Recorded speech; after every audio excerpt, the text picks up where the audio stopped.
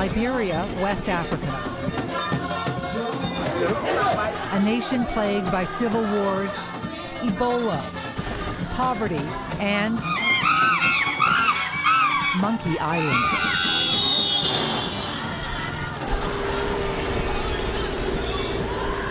We're on our way to an abandoned research lab on the outskirts of Monrovia, where decades ago a U.S. company came in to launch some pretty horrific experiments on the local chimpanzee population.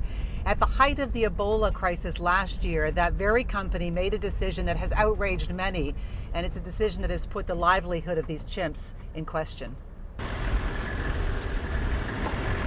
Many chimps gave their lives, and the chimps who are still surviving gave their hearts and souls to save human lives.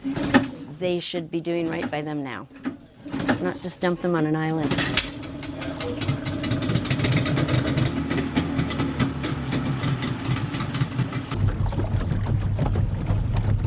This is Island 5, and these are all the oldest chimps, right, Joseph? Pretty much the oldest chimps that were formerly in the research.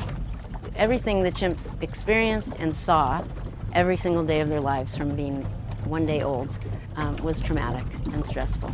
So yeah, it's pretty horrific.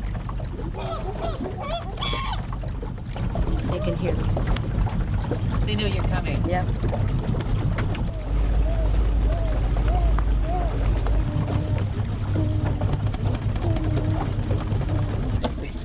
Hey, Bullet.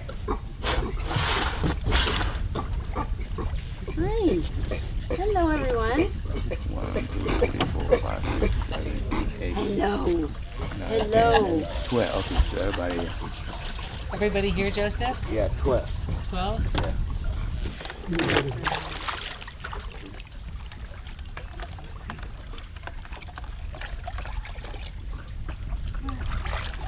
Because the water is brackish, so there's no natural water source for the chimps. During the rainy season, there are ponds and the water is more dilute, but during this dry season, we get really salty water, so the chimps don't have enough water. What would happen if a stranger did go onto the island? You will be attacked. It would be attacked. Yeah. And why is that? Because they don't know you. So if you go there, they are going to attack you. They do attack us sometimes, you know. But for a stranger, it's going to be worse than us. Yeah. Yeah.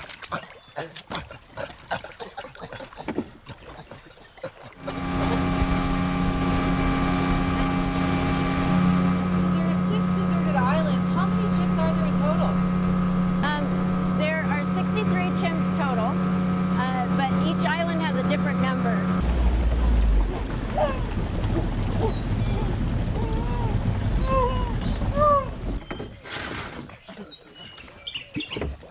Now they are all here. They're all here? Yeah, 9 of them. This is island 1, and then we have 9 chimps on this island.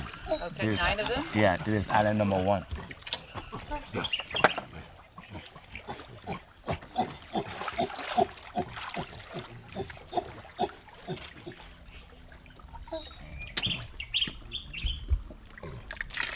And what are their names, Joseph? Okay, like the one drinking here, that's Security. The one standing up there is Mabel, and this is Juno. And the next one coming from the back there, that's Tita. And then standing here, Elise. And the mate up there is Stewart. And you've known these guys since they were all little, huh? Yes, yes. Do you think they recognize you, Joseph? Oh, yes, they do. They do. Yes.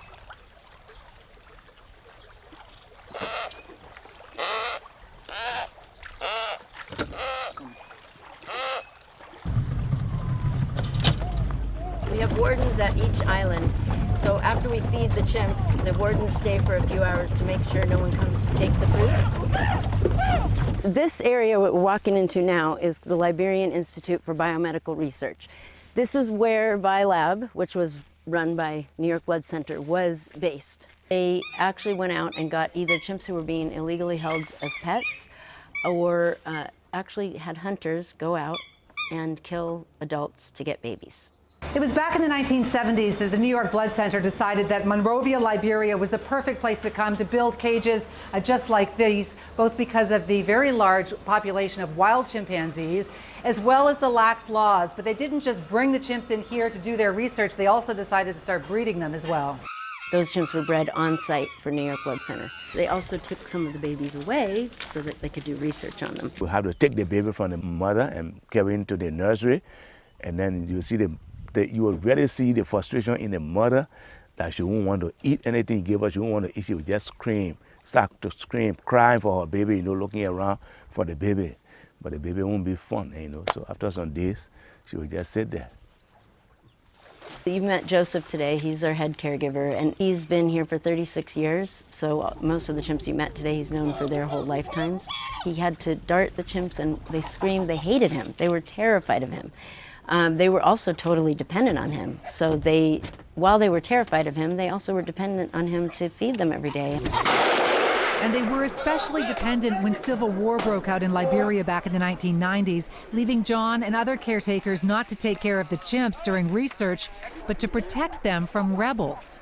There was a time period, I think it was a 1 or 2 week period, where this was actually occupied by soldiers who came in and were killing some of the chimps, shooting them, teasing them, and the team was not allowed to come in, but they snuck in at night on the few nights that they could, and they came in and brought food and water to the chimps, and otherwise they didn't all survive, all the chimps, but none of them would have survived. The estimated number of chimps who died during the research was probably about 400 plus, because what we have is files starting that are sequentially from 1 up through 471. We only have 63 chimps remaining.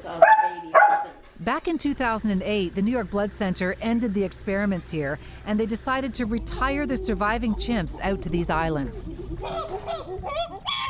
When the decision was made to stop using the chimps for experimentation, it looked like it was a great solution. We'll put them on this island. They can retire in their natural habitat. Yes. The reason for an island is to provide a natural barrier, which is water, because chimpanzees don't swim. Even when the New York Blood Center was retiring those chimps, and for the past 10 years feeding them every other day, they were still desperate for food. Their water systems were breaking down. They weren't sure when the next meal was coming. And then, at the height of Ebola last year in 2015, the New York Blood Center quietly decided that they were going to stop paying the team here to feed the chimps. They were strategic in doing it during the Ebola crisis because, of course, people were focused on that and worried about that. They didn't have time to be worried about whether the chimps were getting fed. And so when you found out that the funding was going to stop for feeding the chimps on the island, what was that like for you? Well, it was a shock. He said, no, we don't have any money. I said, wow, but how do we continue to feed the chimps? He said, well, we have done our part. After 1 week, they were all dehydrated, actually starving. If we didn't go there the following day or two to feed them, some of them would have died. All of our team now were people who were dependent on New York Blood Center for all those years. When they left, they also abandoned them. So they abandoned the chimps and their team here. Luckily, we have the team kept going out and feeding them and kept working with no pay for 4 months. They were unable to give them a proper diet because they were collecting bits and pieces of money. So even if they had been able to continue that, it wasn't sufficient. It wasn't enough food. So the chimps would have died. They were dying slowly. Oh no, it was so pathetic to look at these guys. And so they raised the alarm that, oh, we have to do something. There were a lot of people here working on the Ebola crisis who were here from outside. And luckily our team, who was still here feeding the chimps and caring for the chimps, connected with those Ebola researchers, and they found out what was happening and alerted Humane Society. So without Ebola, without the impact of what Ebola was doing in ravaging the country, in the same way, it may well have saved these chimps that we just saw today. Possibly, yeah. So immediately funds started coming, little funds started coming, and to revive the whole situation. And the guys started getting food on a daily basis. Jenny came in and they assisted with the diet, and they started increasing it, looking at new things to do, improving on the diet, and adding more to it. And so everybody started having shining faces, even including the chimps. Yeah. That is a great sound, you know. That is a great sound for we, the worker, and also the chimps. So this now has been converted into the feeding, preparation, and storage area. So all the food that we just That's George. took. Yes, all the food we took. So George is our food procurement director, and he goes out 3 times a week or more and collects food from all over the place. It's not easy. It's a lot of food you have to get. Yeah, we got to get it, and you know, Liberia is not an agriculture country. And so, of course, we got to go distances that we get it. What do the chimps like best? What's their favorite food? Their favorite food, they like banana, of course, they like pineapple, they like all the fruits. They like all the fruits. Peanuts. I didn't know that they ate peanuts. Of course, yeah. We get them peanut, we get them pumpkin, you see? A huge pumpkin, this one. That is potato green that they love best. We have now made it into daily feedings, and we will work towards twice-a-day feedings, which is more reasonable. They did not do proper birth control, so there have been many births on the islands, which we are now implementing birth control system.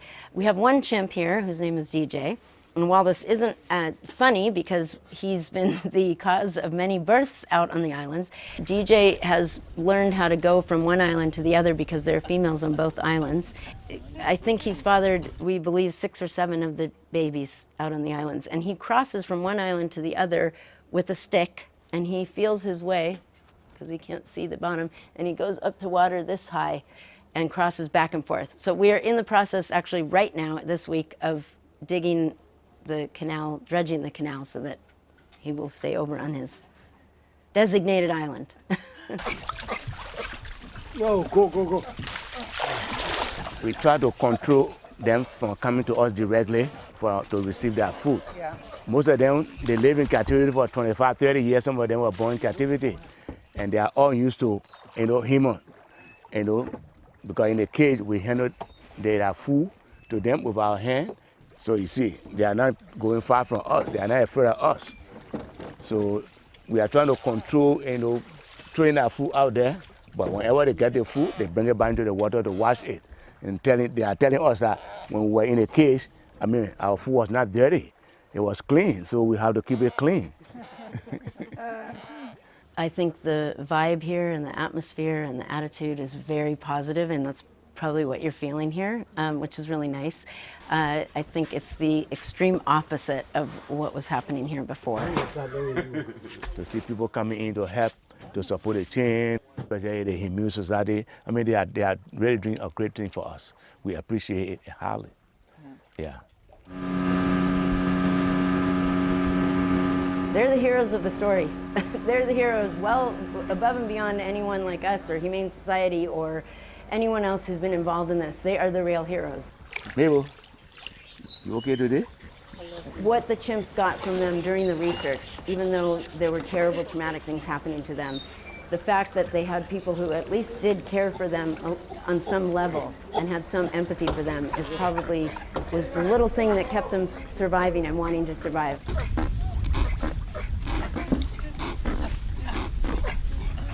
Tita. This island is the most peaceful island you can find. Francisca.